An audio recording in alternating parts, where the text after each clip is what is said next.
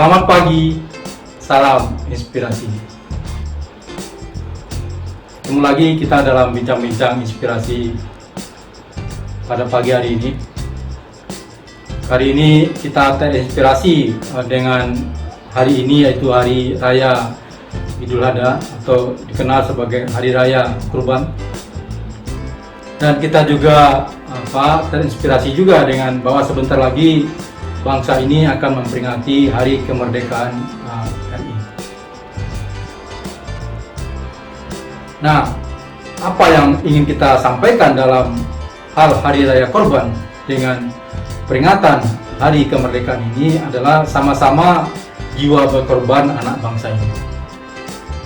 Bagaimana dulu kita lihat pengorbanan para pemimpin bangsa, para pejuang yang bahu-membahu dengan rakyat, artinya dengan rakyat juga ikut berkorban membantu perjuangan para pejuang bangsa sehingga diraihlah kemerdekaan bangsa ini.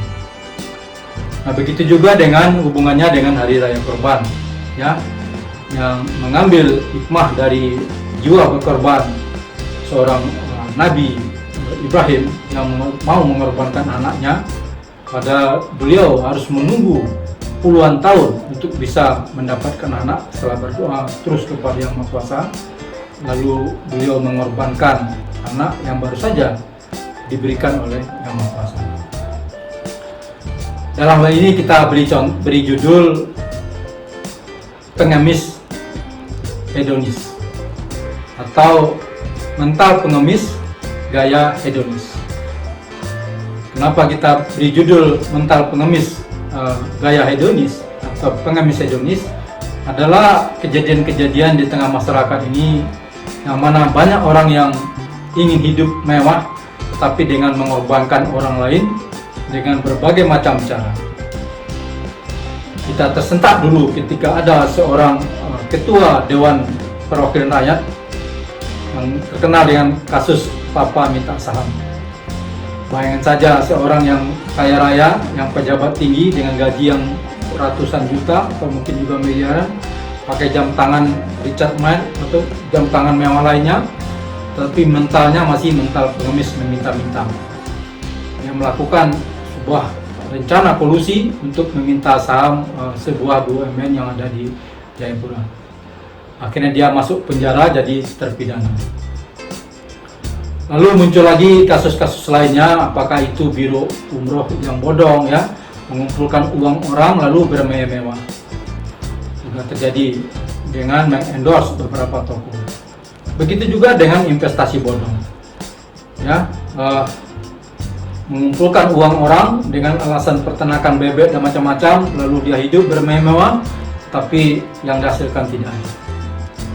Nah, yang terbaru adalah terungkapnya hasil penelitian analisa PPATK, Pusat Pelaporan Analisa Transaksi Keuangan, tentang sebuah badan aksi cepat tanggap. Nah, ternyata uang-uang yang dikumpulkan dari rakyat miskin, ya, orang-orang, ya, segala lapisan masyarakat, lalu mereka katanya mereka sumbangkan untuk sesuatu, untuk tujuan yang mulia. Tapi dalam pelaksanaannya justru ada yang disumbangkan yang secara tidak benar, bahkan dipergunakan oleh para pengurusnya dengan berupaya-upaya hidup mewah atau hedonis. Nah, yang lucu saya lihat setelah hasil pemeriksaan kemarin, salah seorang petingginya berkilah, lembaganya adalah lembaga berkelas internasional sehingga wajar digaji mewah. Lalu dibandingkannya dengan gaji seorang direksi BUMN. Ya, ini hal yang lucu karena direksi BUMN itu digaji besar adalah karena dia lembaga profit dan kerjanya mungkin tidak seperti orang-orang yang hanya mengumpulkan sumbangan. Para direksi itu harus berpikir terus bagaimana membuat perusahaan itu selalu tumbuh, ya, selalu bisa berkompetisi dengan perusahaan lain, ya, sangat berbeda jauh dengan mereka yang hanya mengumpulkan sumbangan. Ya, jadi orang-orang yang punya jiwa pengemis, orang-orang yang punya rencana dalam hatinya, niat dalam hatinya hanya mengumpulkan donasi, uang-uang investasi dari orang lain lalu digunakan untuk bermewah. Kita bukan dengki, kita bukan benci kepada mereka.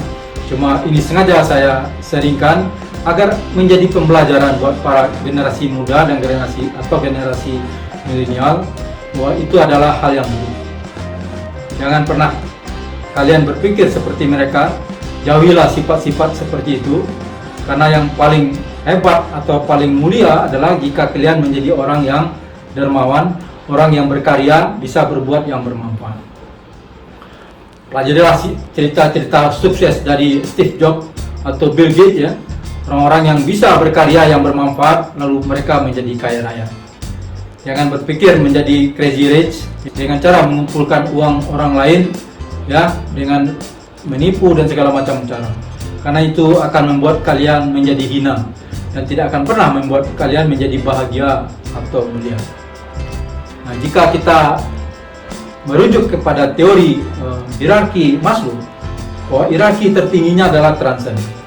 Transenden itu adalah apabila dalam diri seseorang sudah muncul kebutuhan ya, muncul kebutuhan atau keinginan untuk selalu memberi dan berbuat baik. Sedangkan orang yang masih dalam dirinya hanya ada keinginan untuk mendapatkan materi, untuk mendapatkan kemewahan, itu ada pada level bawah. Apalagi orang yang menghalalkan segala cara dengan tipu daya untuk mendapatkan materi, itu adalah kelas sampah di bawahnya. Jangan kalian ikut-ikutan melihat hal-hal yang sedemikian.